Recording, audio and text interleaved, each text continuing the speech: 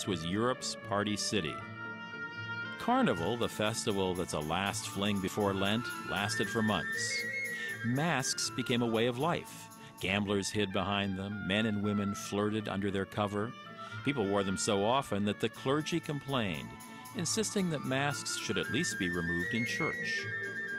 If you put the mask on the face, it gets alive. You lose your personality and you become something different. The Venetian Empire continues to decline. The population today is half what it was 50 years ago. The young leave in droves for the mainland. Tourism dominates the economy. But there are still pockets of this town where locals outnumber visitors. I'm off in search of working-class Venice.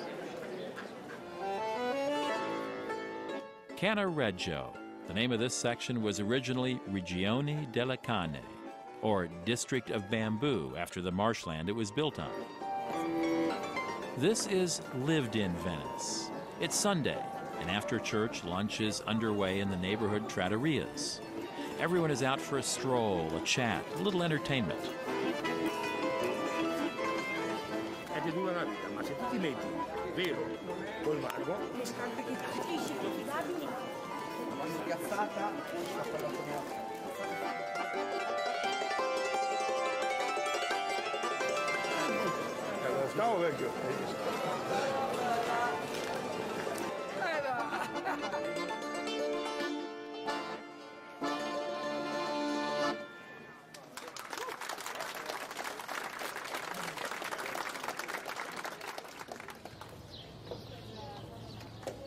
The back streets of Noleggio are the loneliest in Venice. This is the place to see how Venetians live. The exquisite church, the Madonna dell'Orto, is named for a miracle-working statue of the Madonna found in a nearby garden. Leaving sunny Noleggio behind, I'm off to another undiscovered neighborhood, mysterious San Polo. San Polo is located across the Grand Canal from Noleggio. I found my way back to the Grand Canal, but unfortunately there are only 3 bridges that cross it. So I'm going to do what the locals do. I'm going to take a traghetto. The locals stand up for the ride. No problemo.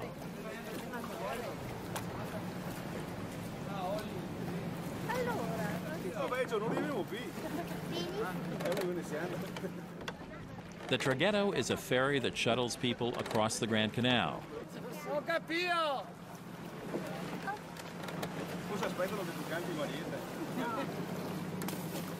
While gondola rides can be expensive, traghetto rides cost only pennies and can save a lot of walking.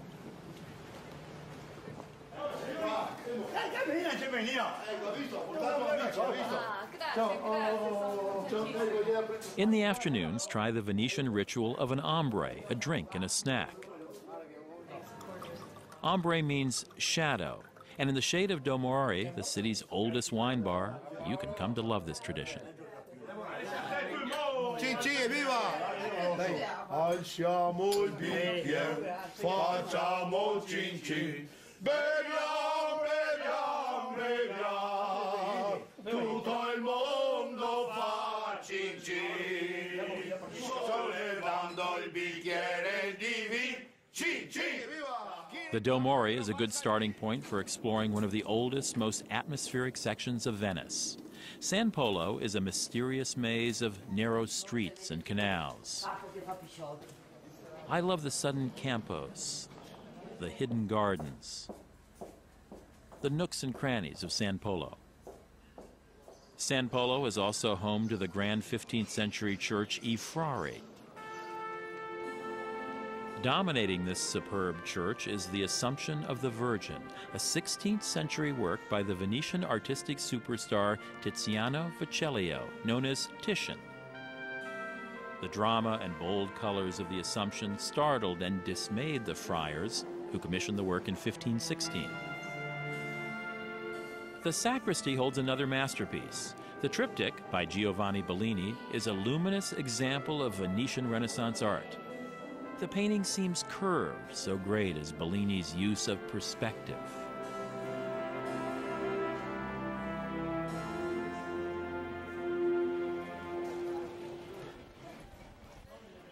A gondola ride. It's part of the charm of Venice, but it's expensive, so why stick with the tourists? We're getting away from the gondola stations at San Marco and Rialto and starting out at Campo Santa Maria Formosa, where the canals are quieter, smaller, and more picturesque. Now, Marco, we'd like to see someplace that's interesting, not too many tourists. Is it possible here to show us? Yes, it's in the... Choose your gondolier and your route according to your tastes and negotiate the price before you start. Perfect. Okay. Okay, we do that. Let's go. Let's do it. Let's hit the road. Questa quella per me sono acqua calce di tono di quando mi vedo del mio cuore l'impero non cielo meglio a luna che l'altra metà oi, mano, ayo, bibi. di che il fatto Man, you really have to be an expert at steering around here. so di questa piccole gradita forse un'altra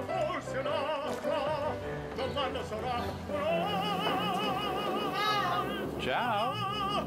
forse un'altra domanda sarà House Marco Polo house. This very Yes, it's a Marco Polo house. Marco Polo's house. Great. He's the guy who got out and saw the world. Wow, that's beautiful. It's Beautiful. a museo. la solo evidenza e dono di che il fatto li fiora la vita o so di questa mi torna guardita forse un'altra domanda sarà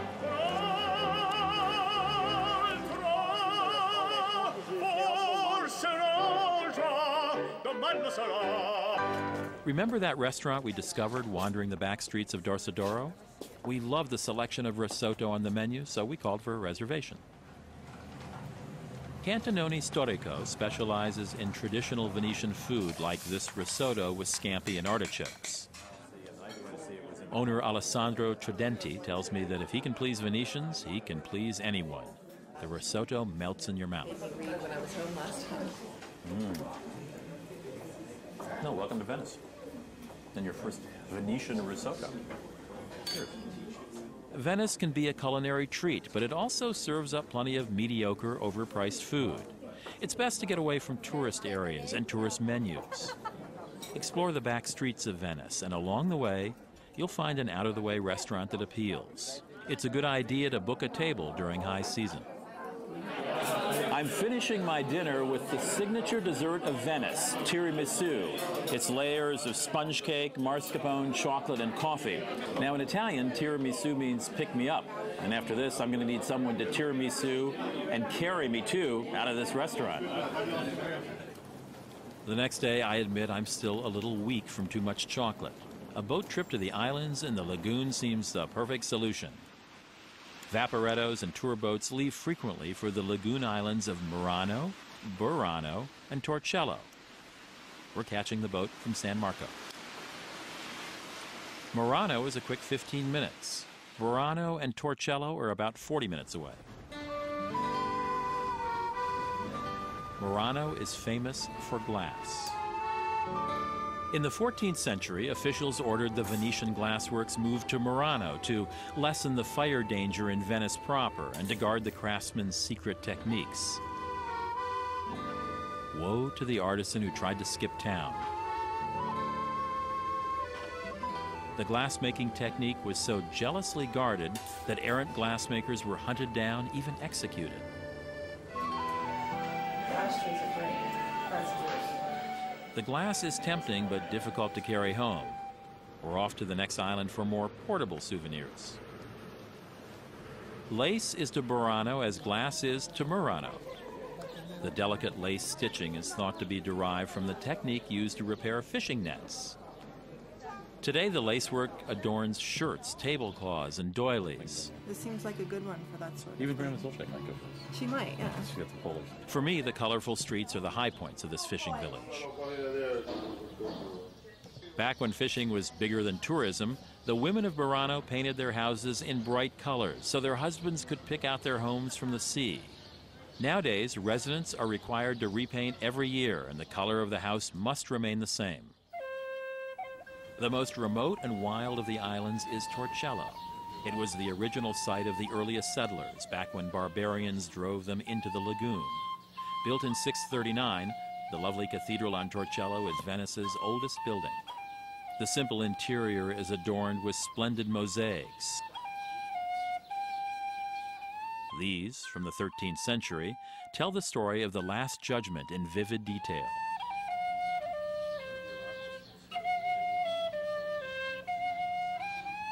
Wandering through the quiet, mystical grounds of the Basilica, it seems no surprise that this little island was the birthplace of Venice.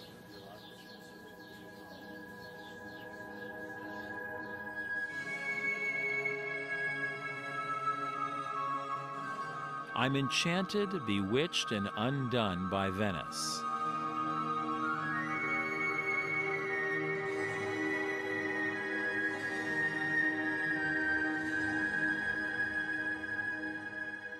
At night, strains of Vivaldi seep out from the doors of churches and concert halls into the moonlit canals.